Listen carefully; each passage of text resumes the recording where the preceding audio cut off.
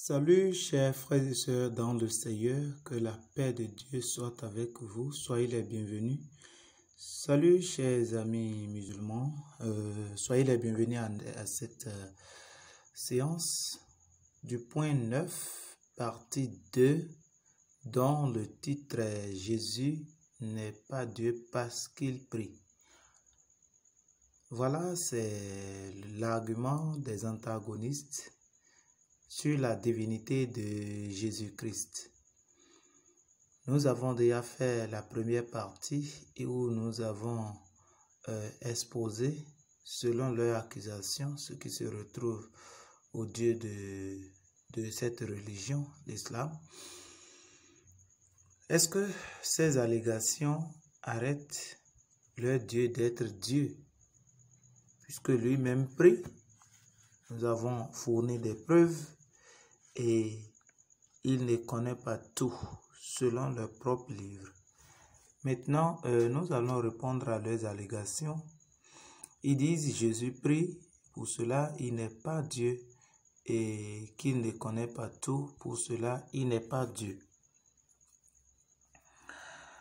Qu'est-ce qui s'est passé en lisant ce que nous avons lu à l'entame de partie numéro 1, c'est-à-dire Luc chapitre 22, le verset 41 et d'autres parties où Jésus se prosterna et pria.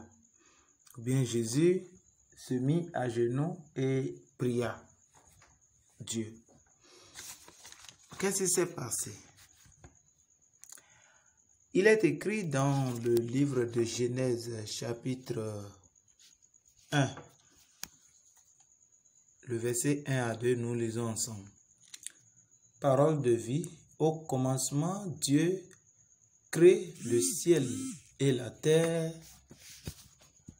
La terre est comme un grand vide.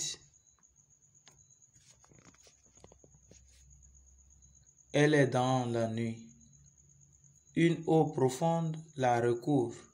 Le souffle de Dieu, c'est-à-dire l'Esprit de Dieu, se tient au-dessus de l'eau. Dieu dit que la lumière brille et la lumière se met à briller. Ainsi de suite, vous pouvez lire jusqu'à la fin. Bien, nous voyons que Dieu a créé toutes choses par sa parole. Au commencement, Dieu a créé toutes choses. Avant de commencer par créer toutes choses, regardez ce qui a existé avant que la création ne soit possible. Jean chapitre 1, le verset 1. Au commencement était la parole. Et la parole était avec Dieu et la parole était Dieu. Elle était au commencement avec Dieu. Toutes choses ont été faites par elle et rien de ce qui a été fait n'a été fait sans elle. En elle était la vie et la vie était la lumière des hommes. La lumière lut dans les ténèbres et les ténèbres ne l'ont point reçue. Nous lisons aussi dans Colossiens chapitre 1, le verset 16. Car en lui ont été créées toutes les choses qui sont dans les cieux et sur la terre, les visibles et les invisibles, trône, dignité, domination, autorité. Tout a été créé par lui et pour lui. Il s'agit de Jésus, le créateur de la terre, des cieux et de tout ce qui meurt. On dit tout a été créé par lui et pour lui. Ok, cette parole qui a existé au commencement, qui était avec Dieu, et cette parole qui était Dieu, causait avec Dieu, avec le Père. Nous lisons dans Jean chapitre 1, le verset 26 à 27. Excusez, je voudrais dire Genèse chapitre 1, le verset 26 à 27. Nous lisons ensemble. Puis Dieu dit, faisons l'homme à notre image, selon notre ressemblance, et qu'il domine sur les poissons de la mer, sur les oiseaux du ciel, sur le bétail, sur toute la terre et sur tous les reptiles qui rampent sur la terre. Dieu créa l'homme à son image, il le créa à l'image de Dieu. Il créa l'homme et la femme. Dieu a dit, faisons l'homme à notre image et à notre ressemblance. Dieu parlait avec qui? Dieu a créé les choses avec qui? C'est Dieu seul qui a créé toutes choses, mais avec sa parole. Il a utilisé sa parole pour créer toutes choses. Le Coran aussi le confirme que Dieu a créé toutes choses par sa parole. Alors, Dieu était en train de causer avec sa parole, qui a existé au commencement et qui était avec Dieu au commencement. Dieu parlait avec sa parole et il disait, créons l'homme à notre image et à notre ressemblance. Quelqu'un pourrait dire que c'est nom de majesté. Nom de majesté, ce n'est pas comme ça se présente. Lisons ensemble Genèse chapitre 3, le verset 22. L'Éternel Dieu dit, voici l'homme est devenu comme l'un de nous, pour la connaissance du bien et du mal. Empêchons-le maintenant d'avancer sa main, de prendre de l'arbre de vie, d'en manger et de vivre éternellement.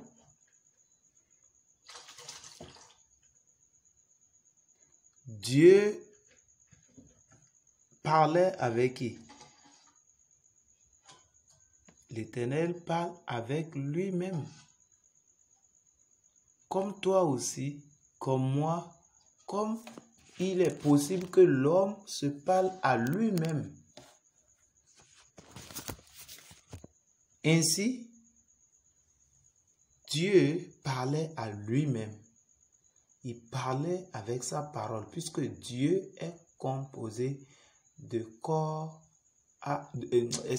comme l'homme est composé de corps, âme et esprit, dans 1 Thessaloniciens chapitre 5, le verset 23, dans Sourate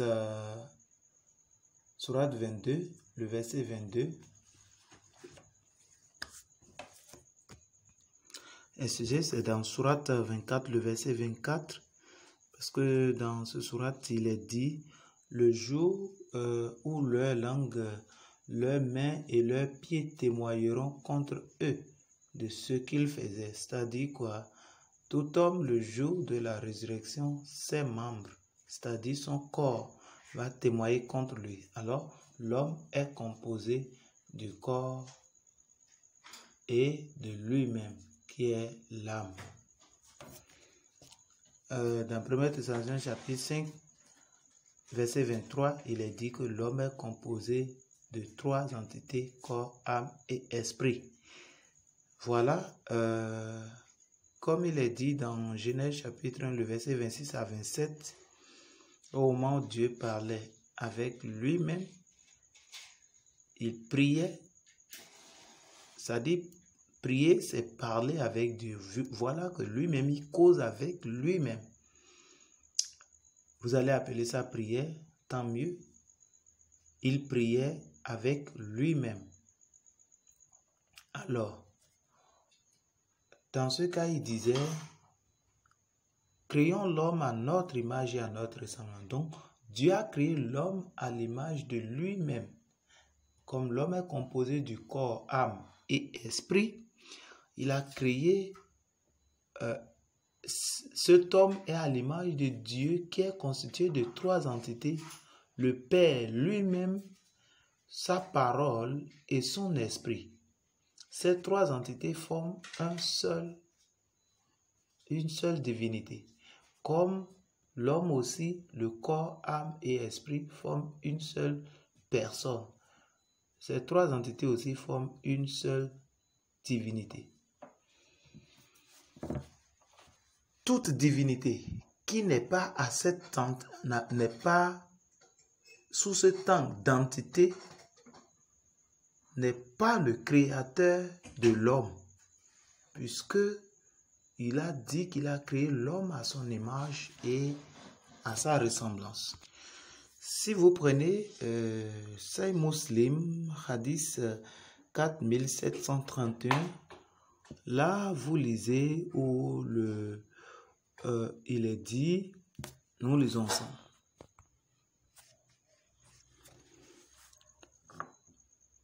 Il dit, Abu Huraïra a raconté, le prophète a dit, si quelqu'un a une bagarre avec un autre, évitez la face, car Dieu a créé Adam à son image. C'est Muslim Hadith 4731. Voilà, l'homme a été créé à l'image de Dieu, c'est-à-dire comme Dieu, le Père, est un avec sa parole et son esprit. Parce que si on prend un homme, on ne peut pas le dissocier avec sa parole ni avec son esprit. Bien, et il faut voir, l'homme peut quitter, tu peux être assis ici et être en train de penser sur quelque chose de cotonou. Ton corps est là, ton esprit aussi peut être en mouvement sans ton corps. Il y a d'autres même qui vont jusqu'à sortir d'eux-mêmes, c'est-à-dire de ce corps, pour aller opérer ou pour aller faire autre chose. Il y a des gens qui ont cette possibilité et cette capacité. C'est pour dire que ces trois entités qui constituent l'homme ne sont pas les mêmes, mais ça forme une seule entité. C'est comme ça. C'est pour cela, Dieu aussi constitué de lui-même, de sa parole et de son esprit. Maintenant, pour sauver toute l'humanité, cette parole avec qui il causait et que son esprit mouvait au-dessus de l'eau, cette parole est devenue un homme. Il est devenu un homme pour sauver tous les hommes. Regardez, avant de devenir un homme, regardez ce qu'il a dit dans sa causerie encore, dans sa prière avec le Père. Écoutez. Hébreux chapitre 10, le verset 4 à 9. Car il est impossible que le sang des taureaux et des boucs ôte les péchés. C'est pourquoi Christ, entrant dans le monde, dit, tu n'as voulu ni sacrifice ni offrande, mais tu m'as formé un corps. C'est pour dire quoi? Tu n'as voulu ni sacrifice ni offrande des animaux, parce que c'est ça qui se faisait avant. Si vous lisez dans Amos et dans d'autres livres, Dieu a dit qu'il n'a plus besoin des sacrifices des animaux. C'est pourquoi Christ, je suis au verset 5, entrant dans le monde, dit, tu n'as voulu ni sacrifice ni offrande, mais tu m'as formé un corps. Tu n'as agréé ni holocauste ni sacrifice pour le péché. Des animaux, bien sûr. Alors, j'ai dit, voici, je viens. Le verset 7. Dans le rouleau du livre, il est question de moi pour faire, ta volonté. Je vais vous aider en même temps, puisque les touristes de la Bible peuvent déjà penser, non, c'est ce qu'on dit, le sacrifice, la mort de Jésus ne peut rien faire pour quiconque. Voilà, il dit qu'il est venu faire la volonté. Ne vous arrêtez pas là, parce que on se connaît, c'est là, il s'arrête. Ne vous arrêtez pas là, continuez pour voir. Maintenant, je vais revenir pour aborder ce que je disais. Je vais vous aider, je lis. Le verset 9 dit, il dit ensuite, voici, je viens pour faire ta volonté. Il abolit ainsi la première chose pour établir la seconde, c'est-à-dire avant, c'était le sacrifice des animaux. C'est en vertu de cette volonté que nous sommes sanctifiés par l'offrande du corps de Jésus-Christ une fois pour toutes. Verset 11. Et tandis que tout sacrificateur fait chaque fois, chaque jour le service et offre souvent les mêmes sacrifices qui ne peuvent jamais ôter les péchés, lui, après avoir offert un seul sacrifice pour les péchés, s'est assis pour toujours à la droite de Dieu, le Père de Dieu. Alors, nous revenons à ce qu'on était en train de dire. Cette parole qui causait avec Dieu a dit, c'est pourquoi il dit, voici je viens dans le rouleau du livre, il est question de moi pour faire ta volonté. Le verset 5 a dit, c'est pourquoi Christ entrant dans le monde dit, tu n'as voulu ni sacrifice ni offrande, mais tu m'as formé un corps. Alors, il n'avait pas de corps, il était la parole créateur de tout ce qui a été créé, parce que rien de ce qui a été créé ni fait n'a été créé ni fait par et sans lui. Et cette parole qui n'avait pas de corps, la parole est incréée. Et tous les autres étaient créés, mais la parole est incréée. Pour ceux qui ont d'intelligence et qui ont évolué dans des recherches peuvent déjà savoir que la parole est incréée. Et c'est par cette parole incréée qu'on a tout créé. Et cette parole créateur qui n'avait pas ni de corps, ni de sang, a pris le corps. Il a dit, c'est pourquoi tu m'as formé un corps. Nous lisons cela encore dans Jean chapitre 1, le verset 14. Lisons ensemble. Et Jean 1, verset 14, et la parole a été faite chair, et elle a habité parmi nous, pleine de grâce et de vérité.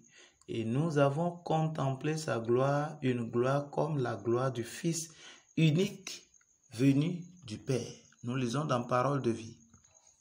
La parole est devenue un homme et il a habité parmi nous. Nous avons vu sa gloire. Cette gloire, il la reçoit du Père. C'est la gloire du Fils unique, plein d'amour et de vérité. Cette parole qui causait avec le Père a pris chair et il est devenu un homme. C'est lui qui est Jésus-Christ. Quiconque nie que Jésus-Christ n'était pas un homme, mais il est devenu un homme, il était Dieu 100%, parce qu'il était la parole qui a existé avec Dieu, auprès de Dieu, en Dieu, et qui causait avec Dieu. Et avant, il n'était pas homme, il n'avait pas de corps. Mais pour sauver toute l'humanité, dans l'amour de Dieu, celui qui a créé toutes choses, mais par cette parole que toute chose a été créée, alors a été délégué, désigné pour venir sauver toute l'humanité et on lui a formé un corps. La Bible dit, quiconque va refuser, renier que Jésus est devenu un homme, c'est un antéchrist. Nous lisons ensemble. 1 Jean chapitre 4, le verset 1 à 4, qui dit, bien-aimés, n'ajoutez parfois à tout esprit, c'est-à-dire à tous ceux qui disent qu'ils ont l'esprit de Dieu. Mais éprouvez les esprits, éprouvez-les pour savoir s'ils sont de Dieu.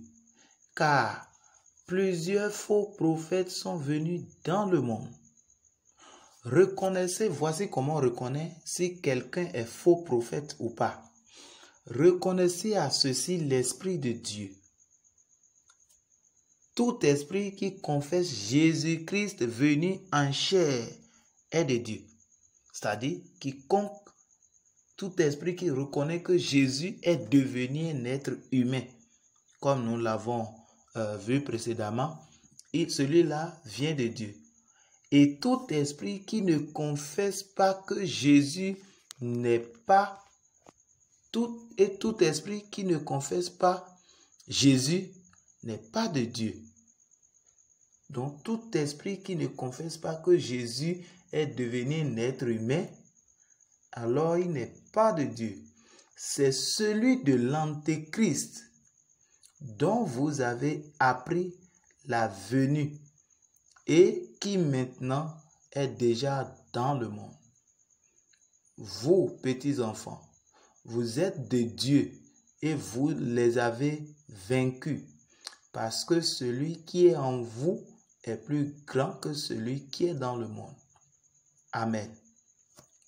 Amen. Ici, nous voyons clairement la confirmation de ce que nous sommes en train de dire. Au commencement, la parole était avec Dieu et cette parole est Dieu 100%. Et cette parole est devenue un être humain. Il a pris le corps de l'homme pour sauver les hommes. Étant sur la terre, il n'a pas arrêté avec sa pratique de causer avec son Père, de dialoguer avec son Père. C'est ça la prière. C'est en cela, la prière de Jésus se justifie.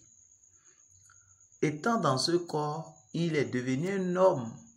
Et les gens l'ont vu. Il a dit, cette parole est devenue un homme et sa gloire a brillé. Bien, ça serait difficile pour certains, nous les comprenons, c'est très difficile parce qu'on leur a interdit de croire en cela, au risque soit de les expulser ou de les appeler des païens ou des mécréants. Et aussi, nous leur concédons leur position parce que ils n'ont pas reçu cette intelligence que Dieu a donnée à tous ceux qui ont reconnu cela. Parce que la Bible dit ceci. 1 Timothée chapitre 3, le verset 16. Je lis ça dans le livre, dans la version second 21. Et tous les hommes et tous le reconnaissent. Le mystère de la piété est grand. Dieu est apparu comme un homme. Sa justice a été révélée par l'Esprit. Il a été vu des anges, proclamé parmi les nations. On a cru en lui dans le monde. Il a été élevé dans la gloire. Amen. Et si vous lisez aussi Semeur, la version Semeur, nous allons rapidement parce que c'est un peu clair là. 1 Jean chapitre 5. 1 Jean chapitre 5, le verset 20. Nous lisons ensemble. Mais nous savons aussi que le Fils de Dieu est venu et qu'il nous a donné l'intelligence. Ceux-là qui ne croient pas à Jésus-Christ comme étant Dieu, parce qu'ils prient, nous venons de l'exposer, ils n'ont pas reçu l'intelligence pour pouvoir comprendre. Ici, il dit, mais nous savons aussi que le Fils de Dieu est venu et qu'il nous a donné l'intelligence. pour que nous connaissions le Dieu véritable. Ainsi, nous appartenons au Dieu véritable, car notre union à son Fils Jésus-Christ, par notre union à son Fils Jésus-Christ. Ce Fils est lui-même le Dieu véritable et la vie éternelle. Sans recevoir l'intelligence, la sagesse, le Saint-Esprit, tu ne peux pas comprendre cela, à moins que la grâce te soit accordée. Nous allons rapidement répondre à la deuxième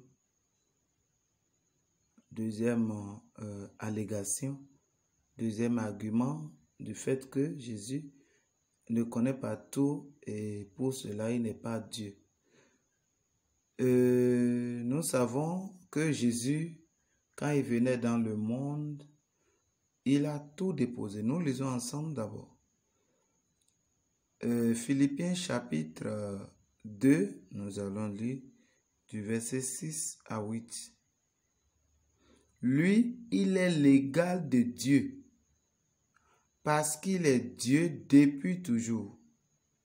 Pourtant, cette égalité, il n'a pas cherché à la garder à tout prix pour lui. Mais tout ce qu'il avait, il a laissé. Il s'est fait serviteur. Il est devenu comme les hommes. Et tous voyaient que c'était bien un homme.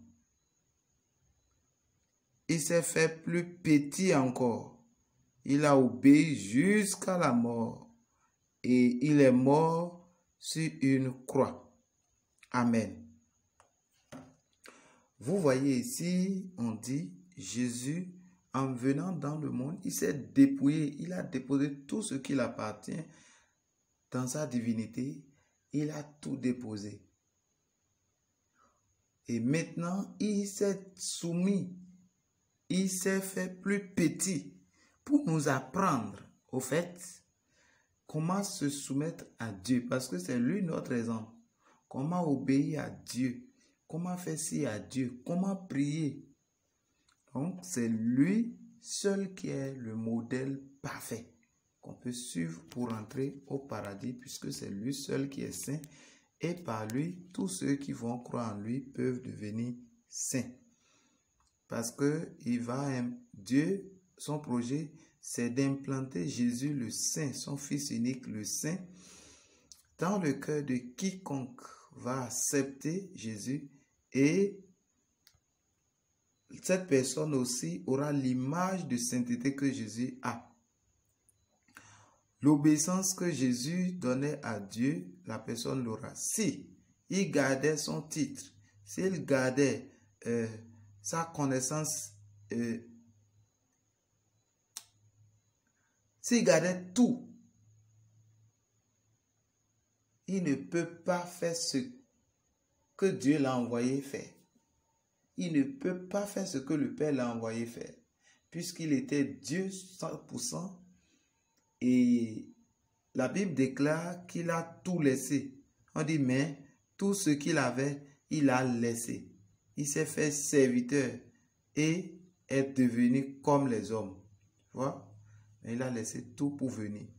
C'est pourquoi, étant sur la terre, on lui demandait, quand est-ce que la fin du monde va arriver? Il dit, même le Fils ne le connaît.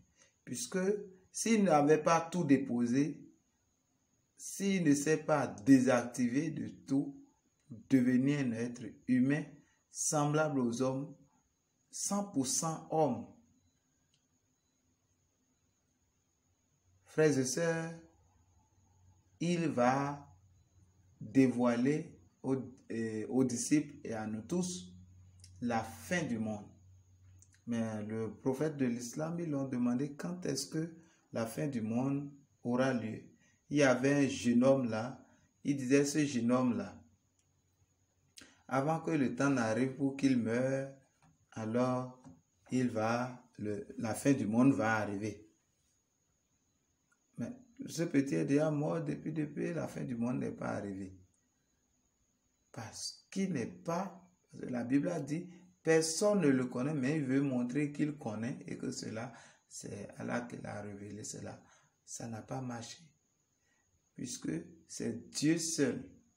Et puisque en venant dans le monde, il a tout laissé pour devenir un simple homme. Et cela va de soi. Que Dieu, parce que tout ce qu'il dit, il va falloir que Dieu révèle cela pour lui à chaque instant, à tout moment. Et voilà que Dieu ne lui a pas révélé cela. Lui, il a déjà tout déposé. Que Dieu ouvre votre intelligence et nous aide à mieux comprendre et à l'accepter. Mieux vaut l'accepter tôt avant que ça ne soit tard. Que la paix de Dieu soit sur vous. Shalom à tous et à très bientôt. N'oubliez pas que Jésus est 100% Dieu et qu'il est venu sauver tous les hommes. Venez à lui, Jean 8, 12 et Matthieu chapitre 28, chapitre 11, le verset 28 à 30 et Jean chapitre 11, le verset 25. Jésus dit, venez à moi, c'est moi qui vais vous sauver. Le dernier jour, celui qui ressuscite, c'est moi. Sans lui, personne ne peut